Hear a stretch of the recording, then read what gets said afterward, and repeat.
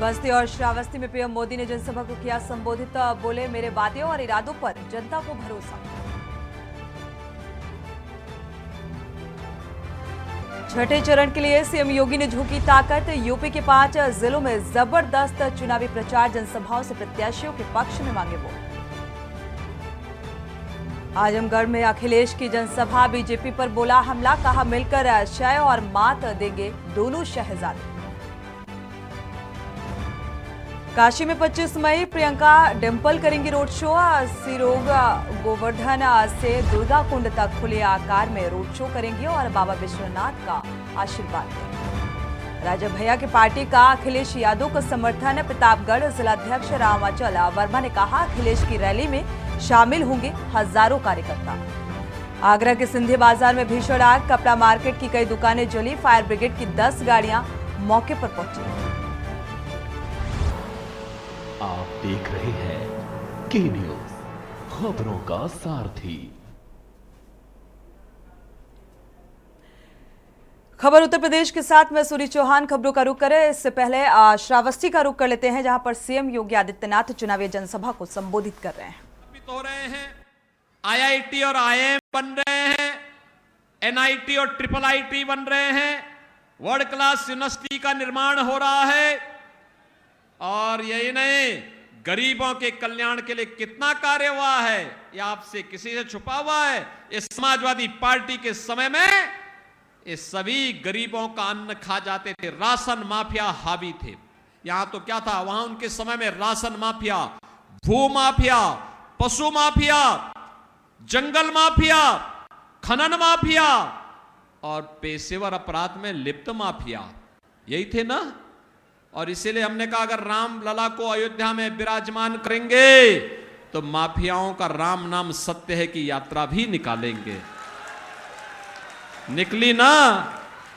इस समाजवादी पार्टी की सरकार थी, क्या करते थे, सपा का है एक ही नारा, खाली प्लॉट पर कब्जा करके वे बनाते थे अपना, इस ढंग से करते थे, यानी खाली प्लॉट है हमारा, यही बोलते थे ना।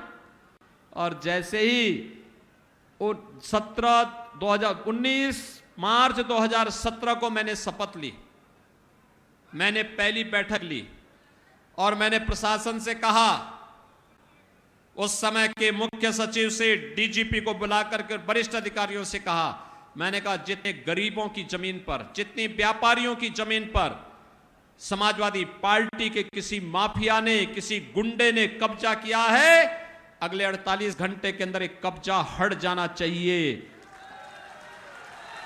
और बहनों और भाइयों, मैंने कहा अगर सीधे मुंह से कोई नहीं मानेगा तो टेढ़ी उंगली से उसको निकालना, और अगर तब भी नहीं मानेगा, क्योंकि बहुत बार होता है ना कि लातों के भूत बातों से नहीं मानते, तो मैंने कहा उसके बाद उसकी छाती को रौंदते हुए बुलडोजर भी चला करके अतिक्रमण को हटा देना।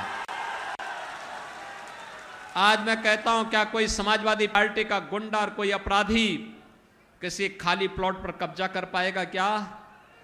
किसी बेटी और व्यापारी की सुरक्षा के लिए खतरा बन सकता है क्या? खतरा बनेगा तो 7 पीढ़ी याद करेगी क्या हाल करेंगे। बहनों और भाइयों, सुशासन की पहली शर्त है सुरक्षा, बिना भेदभाव की सुरक्षा। एक माफिया यहां भी मंडरा रहा था, देखा ना, ये पप्पू खां की हत्या कर दी गई थी यहां, और दिन दहाड़े हत्या करके और फिर क्या करते हैं, हत्या भी करेंगे और हत्या करने के बाद फिर इसके बाद सहानुभूति व्यक्त करने के लिए भी चले जाते हैं। अब यूपी में ऐसे नहीं चलेगा। यूपी में जो भी इस प्रकार की शरारत करेगा, उल्टा लटका करके मिर्च का झोंका लगा करके 7 पीढ़ियां याद करवा देंगे। और इसीलिए मैं आज आया हूं आपसे कहने के लिए कि बहनों और भाइयों, याद करना, मोदी जी के नेतृत्व में सुशासन का जो स्वाद हमें मिल रहा है, फ्री में राशन, मुफ्त में उपचार, किसानों को किसान सम्मान निधि।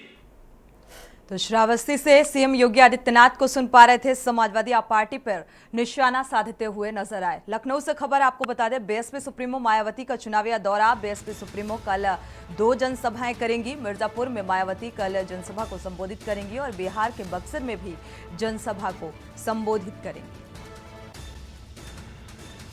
तो छठे चरण और 7वें चरण को लेकर जो चुनावी प्रचार है फिलहाल लगातार जारी है और इस सिलसिले में अब बीएसपी सुप्रीमो मायावती भी चुनावी हुंकार भरती हुई नजर आ रही हैं। कल 2 जनसभाएं तो अपने प्रत्याशी के समर्थन में जनसभा को संबोधित करेंगी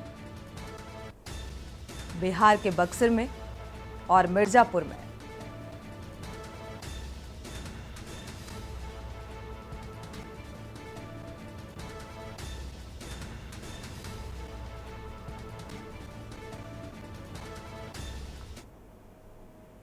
बस्ती जिले में पॉलिटेक्निक कॉलेज परिसर में पीएम मोदी ने जनसभा की और लोकसभा चुनाव के लिए बस्ती लोकसभा सीट पर प्रचार किया।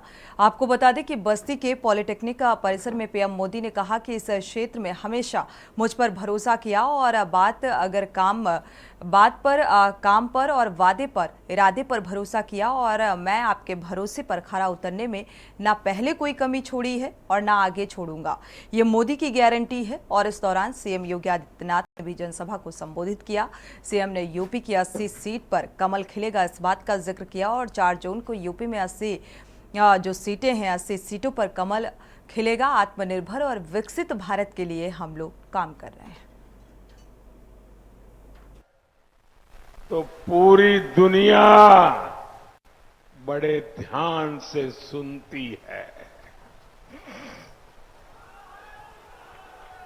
भारत फैसले लेता है तो दुनिया उसके साथ अपने कदम मिलाने की कोशिश करता है।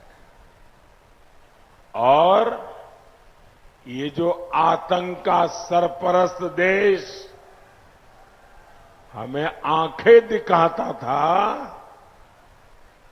धमकियां देता था, आज उनकी हैसियत वैसी हो गई है, न घर का न घाट का, और अनाज भी उनको नसीब नहीं हो रहा। साथियों, पाकिस्तान तो पस्त पड़ गया है, लेकिन उसके हमदर्द सपा कांग्रेस वाले अब भारत को डराने में जुटे हैं। आप हैरान हो जाएंगे भाई, ये क्या बोलते हैं? ये लोग कहते हैं, हमें सुनाते हैं, उनको मालूम नहीं होता 56 इंच क्या होता है।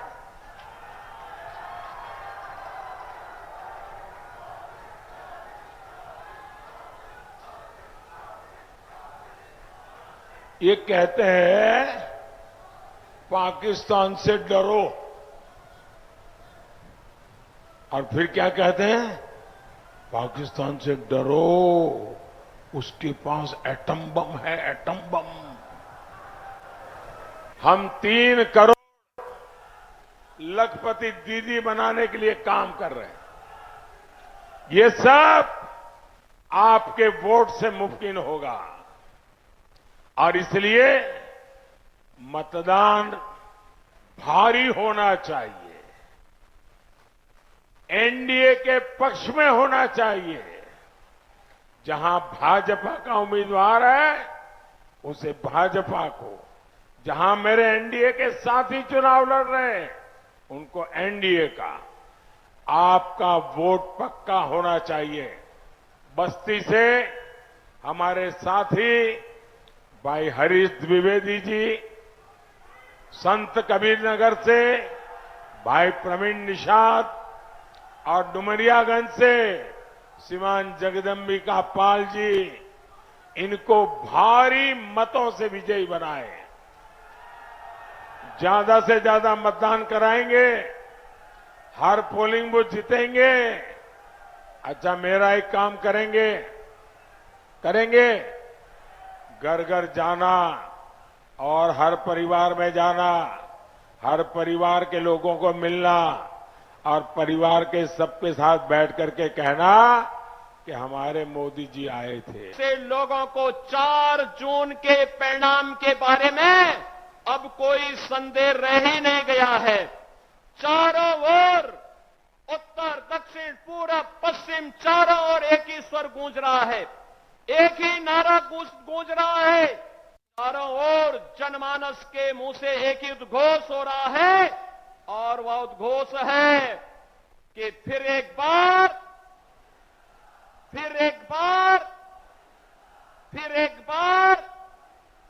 अब की बार 400 पार की जब बात होती है तो समाजवादी पार्टी और कांग्रेस का जो इंडी गठबंधन है, इनको चक्कर आने लगता है। चक्कर इसलिए आने लगता है कि दोनों मिलकर के भी 400 सीटों पे चुनाव नहीं लड़ रहे हैं। और बहनों और भाइयों, ये जनता जनार्दन से पूछते हैं कि भाई इस प्रकार का नारा क्यों, तो जनता की ओर से आवाज आती है कि चाहे जितना जोर लगा लो, आएंगे तो मोदी जी ही और जीतेंगे तो एक ही स्वर गूंजता है। वो पूछते हैं कैसे? जनता जनार्दन कहती है जो राम को लाए हैं,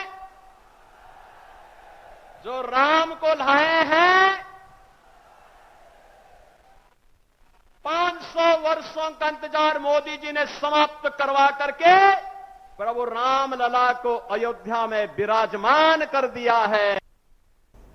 वक्त एक छोटे से ब्रेक का, लौटेंगे जब। ब्रेक से वापस आ रहे हैं, रुक करते हैं खबरों का। मुख्यमंत्री योगी आदित्यनाथ ने जौनपुर में चुनावी जनसभा को संबोधित करते हुए विपक्ष पर जोरदार हमला बोला और कहा कि अब तो समाजवादी पार्टी और कांग्रेस की स्थिति ये है कि जब वो सत्ता से कोसों दूर है तब वो अपने नेता का सम्मान नहीं कर पा रहे हो और रोज भागदड़, रोज अराजकता, रोज मारपीट। जब ये सत्ता में रहे होंगे तब इन्होंने उत्तर प्रदेश की जनता का खून कैसे चूसा होगा, कैसे शोषण किया होगा, ये किसी से छिपा नहीं। लोकसभा चुनाव के 5 चरणों के माध्यम से बीजेपी 400 पार के लक्ष्य को प्राप्त करने के लिए तेजी से अग्रसर है।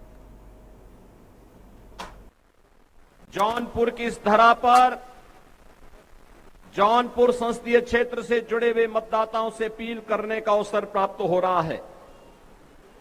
बहनों और भाइयों, इस विद्यालय में मुझे इससे पहले भी आने का अवसर प्राप्त हुआ था और तब विद्यालय के संस्थापक की मूर्ति के अनावरण कार्यक्रम के साथ ही अन्य समारोहों के साथ मुझे जुड़ने का अवसर प्राप्त हुआ। आज मुझे आप ही की इसी माटी के सपूत और जिन्होंने यहां पर एक सामान्य परिवार में जन्म लेकर के अपने परिश्रम से, अपने पुरुषार्थ से मुंबई में, महाराष्ट्र में अपनी एक पहचान बनाई, ऐसे कृपा शंकर के लिए, आपकी कृपा के लिए अपील करने के लिए आपके बीच में आना पड़ा है। बहनों और भाइयों, लोकसभा चुनाव के अब तक के 5 चरण संपन्न हो चुके हैं और मैं आपसे कह सकता हूं पूरे देश के अंदर एक ही धूम मची है, एक ही लहर है, एक ही नारा गूंज रहा है, एक ही स्वर में पूरा देश बोल रहा है, वह है कि फिर एक बार, फिर एक बार, फिर एक बार और अब की बार 400 पार। बढ़ते आगे, अंबेडकर नगर लोकसभा सीट पर 6वें चरण में मतदान होना है और इसी को लेकर के न्यूज इंडिया द्वारा गांव की जनता का रुझान जाना गया, मन टटोला गया। सुनिए जरा। नमस्कार, आप देख रहे हैं के न्यूज इंडिया। मैं हूं आपके साथ अमन सिंह। अंबेडकर नगर की बात करेंगे। अंबेडकर नगर जो कि बीते 2 दशक पहले बसपा का गढ़ माना जाता था, लेकिन बीते विधानसभा 2022 के चुनाव में बसपा का जनाधार यहां समाप्त हो गया। हालांकि सपा ने कब्जा कर लिया, लेकिन लगातार बीजेपी भी सेंधमारी करने में जुटी हुई। लोकसभा का चुनाव है। यहाँ आज हम एक विधानसभा अकबरपुर के एक गाँव में मौजूद हैं और वहाँ कुछ मतदाता हमारे साथ मौजूद हैं। उनसे गाँव की रिपोर्ट किस तरह रुझान है, इन मतदाताओं का किस तरह रुझान है, किसकी लहर चल रही है, इनसे पूछेंगे, इनसे जानकारी प्राप्त करेंगे। लोकसभा का चुनाव है, आगामी मतदाता जो है आगामी 25 मई को 6वें चरण में चुनाव है, तो किस तरह रुझान लग रहा है? रुझान लगभग दोनों तरफ है। किस तरफ, जब ज्यादातर किस तरफ लग रहा है? भाजपा की तरफ। आप बताइए, लोकसभा का चुनाव है, 25 मई को मतदान होना है, तो किस तरफ रुझान लग रहा है? बीजेपी, रितेश पांडे। बहुत बहुत धन्यवाद आपको और आपके चैनल को। हमारा नाम लालजी निषाद है। हम रितेश पांडे जी के साथ हैं। रितेश पांडे जी को वोट करेंगे। रितेश पांडे जी को यहाँ से जिताएंगे।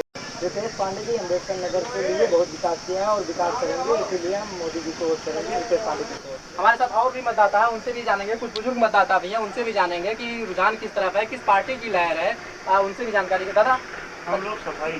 हाँ, 25 तारीख को मतदान है, तो किस तरह सपा का माहौल यहाँ सपा का ज़्यादा माहौल चल रहा है? आप बताइए, किस पार्टी का माहौल चल रहा है? भाजपा का माहौल चल रहा है। आप बताइए, किस पार्टी का माहौल चल रहा है? राकेश पांडे का माहौल चल रहा है। मतलब राकेश पांडे किस पार्टी से है? भाजपा। अच्छा, भाजपा का माहौल चल रहा है। आप बताइए। अच्छा, बीजेपी का चल रहा है। आप बताइए। भाजपा का नहीं, भाजपा का चल रहा है, किस तरह चल रहा है भाजपा का? भाजपा का तो माहौल बहुत अच्छा चल रहा है। यहाँ जीतने का तो 100% चांस है। यहाँ के मतदाताओं का रुझान जो है ज्यादातर भाजपा को ही देखने को मिल रहा है। कि ब्यूरो रिपोर्ट, अम्बेडकर नगर, अमन सिंह।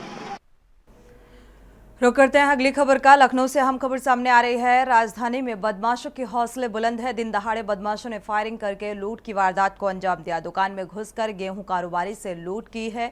22,000 की लूट की गई। लूट कर बदमाश मौके से फरार है। टोंजा थाना क्षेत्र के उसराना चौराहे की यह घटना सामने आ रही है।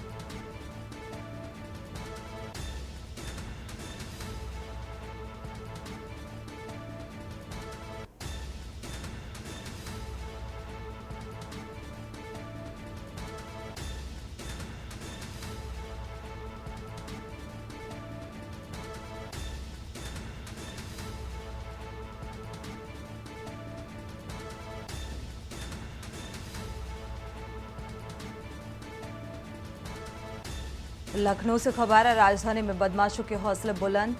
जिस तरीके से इस लूट की वारदात को अंजाम दिया गया, 22,000 की लूट की वारदात को अंजाम दिया गया। दुकान में घुसकर गेहूं कारोबारी से ये लूट की है।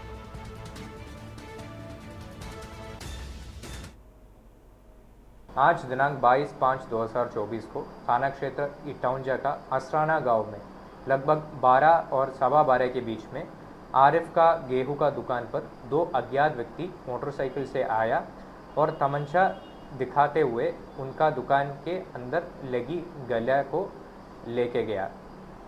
प्रस्तुत घटना का अनावरण हेतु मेरे द्वारा क्राइम टीम, सर्विलेंस टीम और थाना इटौंजा से 2 टीम लगाई गई है। अच्छा, ये जो घटना को अंजाम देने वाले कितने लोग थे? 2 लोग। काहे पे थे ये? ये आरिफ गाड़ी पे थे। गाड़ी से थे जी, बाइक। अच्छा, तो क्या फायरिंग वायरिंग भी की है? जी, फायरिंग भी की। कितने राउंड फायरिंग हुई है? Sir 1 round firing. 1 round firing हुई है। फायरिंग करके लूट ले गए हैं। फायरिंग करके लूट ले गए। बढ़ते आगे रुक करते हैं अगली खबर का। बदायूं से खबर है। बिजली चेकिंग करने गई टीम के साथ मारपीट की गई है। एसएसओ को निजी अस्पताल संचालक ने जमकर पीटा। महिला द्वारा बिजली कर्मचारी को पीटने का वीडियो भी सामने आ रहा है। जो एसएसओ के जो साथी हैं, घटनाक्रम का फिलहाल वीडियो बनाया गया है। तो पूरा मामला जो है वो वजीरगंज कस्बे का सामने आ रहा है।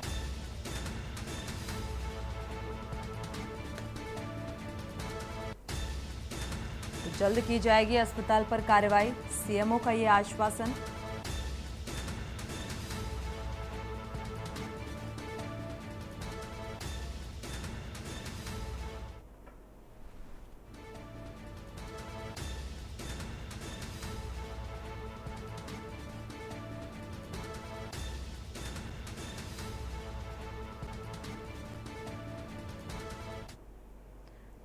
बढ़ते आगे लखनऊ से अहम खबर है। साइबर क्राइम पुलिस को एक बड़ी सफलता हाथ लगी है। सीबीआई अधिकारी बनकर ठगी करने वाले को गिरफ्तार किया है। मनी लॉन्ड्रिंग का केस बताकर लाखों रुपए हड़पे गए थे और पुलिस ने राजीव भसीन और मोहित चोपड़ा को फिलहाल पकड़ा है। ठगों ने पीड़ित से करीब 30 लाख से ज्यादा की धोखाधड़ी का ये मामला। फर्जी वारंट और कोर्ट का आदेश दिखाकर फिलहाल ठगी की गई। 39 लोगों से करोड़ों की ठगी का यह खुलासा हुआ है। तो पूछताछ में ये बात निकलकर सामने आई।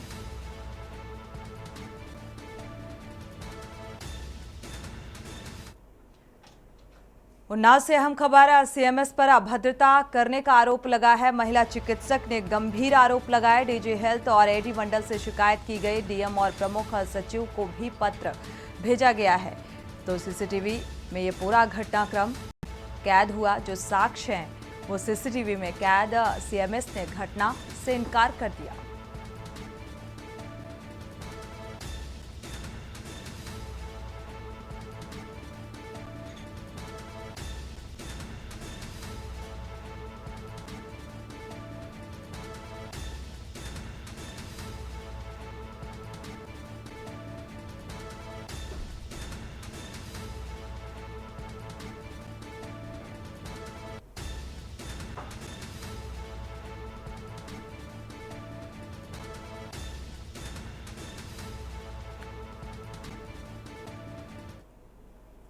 जब मैंने देखा कि ये लोग 10 मिनट से खड़े हैं और इनके खड़े होने के बावजूद, इनके रिक्वेस्ट करने के बावजूद, जब ये वहाँ से ओपीडी 3 नंबर छोड़ने को तैयार नहीं है और लाइन पे लगातार धक्का मुक्की हो रही है, तो मजबूरन मुझे मेरा जो चैम्बर है वो प्रथम तल पे बना है। मैं प्रथम तल से उतर के मैं जब नीचे सीढ़ियों से नीचे गया और इनसे मैंने रिक्वेस्ट की कि मैडम आप चले जाइए और आप छोटी हैं और आप जा कर के 2 नंबर कमरा खाली है और आप जा कर के वहाँ ओपीडी संभाल लीजिए। मैंने आधी लाइन को 2 नंबर कमरे में कर दिया है। आपको ऐसा महसूस नहीं होगा कि ओपीडी में 2 नंबर में मरीज नहीं आएंगे।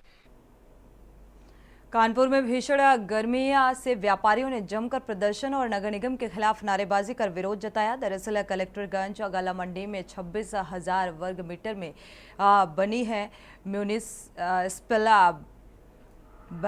बॉन्ड के तहत कलेक्टरगंज गला मंडी में आधुनिक बिजनेस सेंटर यानी कि जो कॉमर्शियल कॉम्प्लेक्स है उसका निर्माण कराया जाना प्रस्तावित है। और पिछली सदन की बैठक में जो म्यूनिसिपल बॉन्ड है उसके तहत आधुनिक बिजनेस सेंटर के निर्माण हेतु स्वीकृति प्रदान की जा चुकी थी और प्रोजेक्ट में कलेक्टरगंज में 2900 वर्ग मीटर की जगह पर कॉम्प्लेक्स बनने का जो बजट है वो पास किया गया था, जिसमें जब कार्रवाई शुरू हुई तो बीते महीनों पहले ही व्यापारियों ने कलेक्टरगंज की जगह पर कॉम्प्लेक्स ना बनने के लिए आग्रह किया था। बावजूद इसके अभी तक नगर निगम की टीम लगातार कॉम्प्लेक्स बनाने को लेकर निरीक्षण और जानकारी कर रही है और कानपुर उद्योग व्यापार मंडल ने इसी बात को लेकर नाराजगी दर्ज कराई। देखिए, कलेक्टरगंज में लगभग 1000 दुकानदार और आड़ती यहाँ मौजूद हैं।